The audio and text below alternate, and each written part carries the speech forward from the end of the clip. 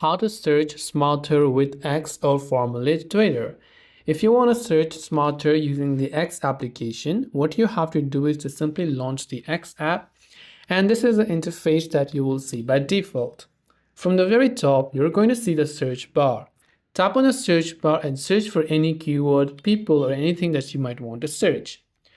And if you're not getting the results that you want, you might want to filter them using Smart Search.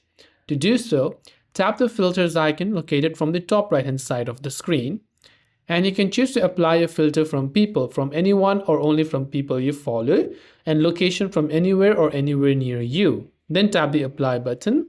You can tap the three dots on the top right hand side and go to search settings, where you can hide a sensitive content on search, or you can remove blocked and muted accounts as well.